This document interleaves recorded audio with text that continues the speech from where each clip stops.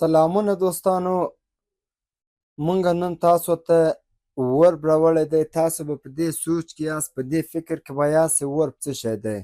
نو مونږ نن تاسو ته ورب زده کوو چې ورب څه شی دی، او د ورب ډولونه درته ښیو چې د ورب ډولونه څه شی دي. نو تاسو ویډیو تر اخره وګورئ، انشاءالله تاسو به په ورب باندې پوه سئ.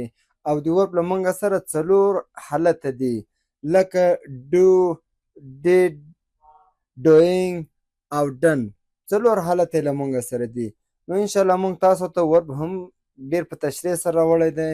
په دې ویډیو کې ویډیو تر اخره وګورئ. که چیرې تاسو داسې وشي په زمونږ په چینل کې نوي یاست، چینل د سره لایک، سبسکرایب او شیر. ورب فعل. ورب A verb which shows an action is called verb. په اسانو الفاظو سره د دې تعریف دا دی: A verb which shows an action is called verb. فعل هغه کلمه چې یو عمل ښیي دې ته فعل یعنی فعل وایي یا فعل بلل کیږي. لکه پلی، لوبې کول یا لوبې، دا هم یو عمل دی. دې ته د پلی ورډ ته، د پلی توري ته مونږه فعل وایو، ورب وایو.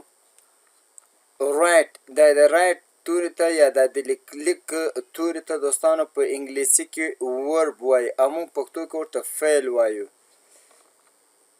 ټیچ، ښوونه، دا هم له موږ سره ورب ده، فعل ده، یعنې ته یو څه چاته ورښیې، دې ته هم یو عمل ده، دا هم له موږ سره فعل سو، ورب. ګو، تلل، یو حرکت کول، دا هم دوستانو په انګلیسي کې ورته ورب وایو او موږ پښتو کې ورته فعل وایو. نو دا یو څو مثالونه له موږ سره د ورب دي. نور مخته مونږ نن د ورب ډولونه پیژنو چې د ورب ډولونه څه شی دي.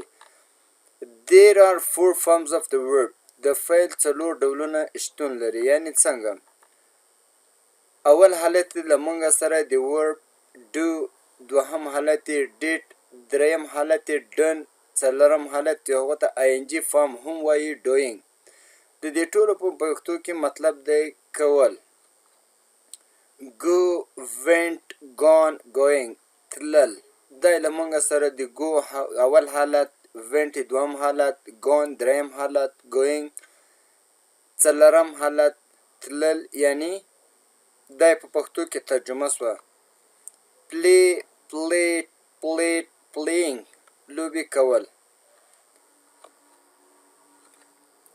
دلته 2 ډوله ورب له مونږ سره دی، یو ریګولر، دوهم دی irregular verb. اوس مونږ ریګولر ورب پیژنو، یعنی اول ډول د فعل څه شی دی.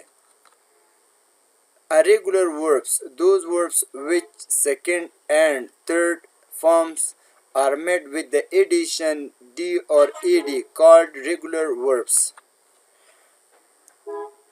عادي فعلونه هغه فعلونه دي چې دویم او دریم شکلونه یې د ډي یا د ای ډي اضافه کولو سره جوړ شوي وي، فعلونه بلل کیږي. لکه پلیټ، نو دلته موږ پلی ته ای ډي ور اضافه کړي، دا به موږ پرونانس کوو یا به تلفظ کوو پلیټ. پلیټ دریم حالت دی. Irregular verbs, those verbs which second and third forms are made without the addition of d or ed are called irregular verbs.